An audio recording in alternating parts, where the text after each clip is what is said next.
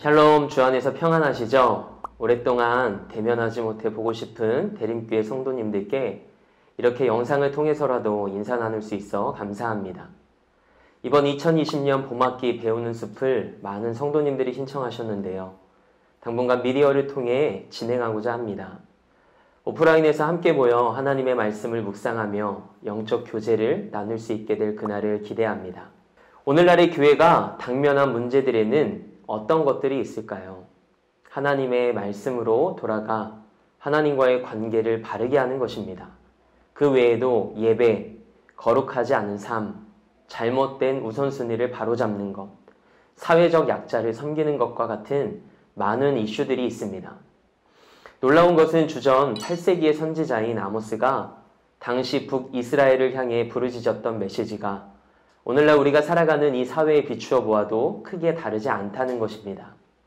그런 의미에서 아모스서는 우리가 지금 당면하고 있는 영적 현실과 사회 윤리의 문제들을 조명해 볼 수 있는 성경이라 할 수 있습니다.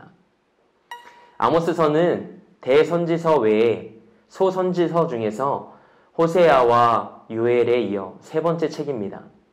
하지만 소선지서의 기자인 선지자들 중 연대기적 순서로는 첫 번째 선지자입니다. 그리고 아모스는 우리가 잘 알고 있는 이사야, 호세아, 미가 선지자 같은 유명한 다른 선지자들과 함께 주전 8세기에 활동했던 선지자입니다. 아모스가 활동하던 시기는 남유다의 왕 우시아와 북이스라엘의 왕 여로보암 2세 때입니다. 이 두 왕의 통치 기간은 40년 이상이었죠. 이렇게 오랜 기간을 통치하며 두 왕은 공종관계를 유지합니다. 그리고 각각 전쟁에서의 승리와 영토 확장의 결과로 이전의 그 어떤 때보다도 경제적으로나 정치적으로나 번영했던 시기였습니다. 이로 인해 아모스서를 한 번쯤 읽어보신 성도님들은 아시겠지만 당시는 부와 물질주의가 팽배한 풍요로운 시기였습니다. 국제적으로는 아수르나 애굽의 침략이 뜸했던 시기였기에 외세의 위협도 별로 없어 비교적 평화로운 시대였습니다. 아모스서의 시작인 1장 1절에 기록되어 있듯이 아모스서는 지진 전 2년에 하나님으로부터 메시지를 받습니다. 이 말씀에 근거하자면 아모스서의 기록 시점은 이미 지진을 겪은 후입니다. 2016년 경주와 2017년 포항에서 있었던 강진이 여전히 우리에게 아찔한 기억으로 남아있듯이 아모스 선지자 시대의 지진도 성경에 기록된 다양한 사람들의 뇌리에 생생하게 남아있는 것으로 보아 당시 큰 사건이었음을 알 수 있습니다. 심지어 200여 년의 시간이 흐른 후에 스가랴 선지자도 이 지진을 언급할 정도로 큰 지진이 있었음에 틀림없습니다. 스가랴 14장 5절에 기록된 말씀입니다. 그 산 골짜기는 아셀까지 이를지라 너희가 그 산 골짜기로 도망하되 유다 왕 우시야 때에 지진을 피하여 도망하던 것과 같이 하리라. 나의 하나님 여호와께서 임하실 것이요 모든 거룩한 자들이 주와 함께 하리라. 아멘. 이 지진은 저명한 유대 역사가 요세푸스의 유대 고대사에 제시되어 있기도 하고 한 고고학자가 주전 760년경에 하솔 성읍에서 발견한 지진의 흔적과 시대가 일치합니다. 이를 근거로 우리는 아모스 선지자의 사역 시기가 주전 760년경임을 알 수 있습니다. 아모스 선지자는 성경에서 드고아의 목자로 소개됩니다. 아모스 선지자의 고향 드고아라는 지역은 예루살렘에서 남쪽으로 약 18km 정도 떨어진 작은 마을입니다. 아모스 선지자는 이곳에서 뽕나무를 재배하는 남유다 출신이었습니다. 하지만 북이스라엘을 향해 예언하도록 부름받아 파송된 예언자였죠. 이런 아모스 선지자는 사회의 정의를 외치는 하나님의 대변자라는 별명을 가지고 있습니다. 그런 아모스의 사역을 잘 보여주는 말씀이 있습니다. 아모스서 5장 24절 말씀인데요. 우리 함께 소리내어 읽어봤으면 좋겠습니다. 오직 정의를 물같이 공의를 마르지 않는 강같이 흐르게 할지어다. 아멘. 아모스 선지자는 거침없이 북이스라엘의 지도자와 상류층에 맞서 사회와 도덕적 타락, 정치 파탄, 그리고 영적 배교를 지적하며 장차 다가올 하나님의 심판을 예언하고 경고합니다. 그리고 북이스라엘의 멸망을 예언합니다.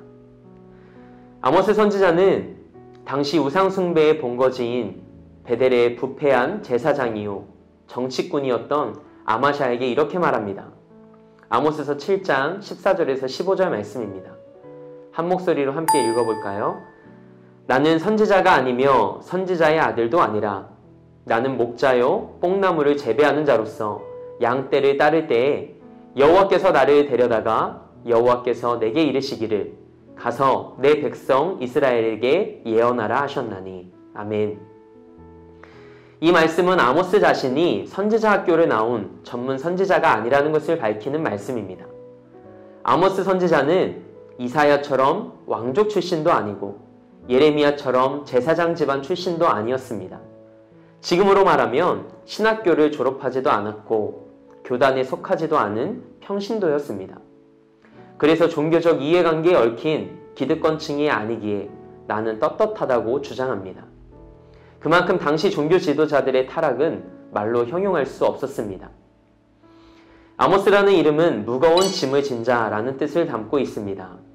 그 이름처럼 혼자 북이스라엘에 대한 무거운 영적인 짐과 하나님의 부르심에 대한 사명을 가졌던 선지자입니다. 아모스 선지자는 7장 1절에서 10절 말씀에 근거하자면 아마도 아마샤에 의해 추방당했을 가능성이 있습니다. 그리고 유대 전승에 따르면 아마샤 제사장의 아들이 아모스 선지자를 막대기로 쳐서 죽였다고 알려져 있습니다.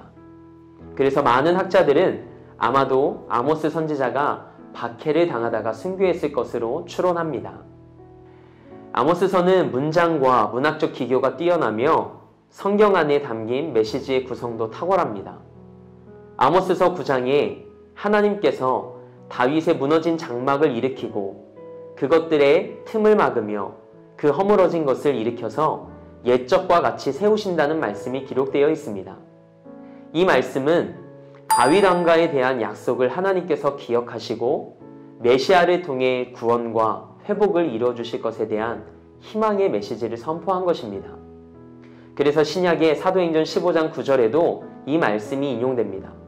이후에 내가 돌아와서 다윗의 무너진 장막을 다시 지으며 또 그 허물어진 것을 다시 지어 일으키리니. 아멘. 우리가 호세아 선지자에게 사랑의 설교자라는 별명을 붙인다면 아모스 선지자에게는 하나님의 정의의 설교자라는 별명이 어울릴 것 같습니다. 아모스서 메시지의 핵심은 진정한 그리스도인들은 결코 우리가 살아가는 이 사회의 불의를 그냥 지나치지 않는다입니다. 하나님의 정의와 공의 그리고 사랑을 통해 그리스도인들이 이 시대를 살아가면서 책임져야 하는 그리스도인다움을 향해 절박하게 외치는 아모스 선지자의 울부짖음이 귓가에 맴도는 것 같습니다. 아모스서와의 첫 만남 어떠셨나요?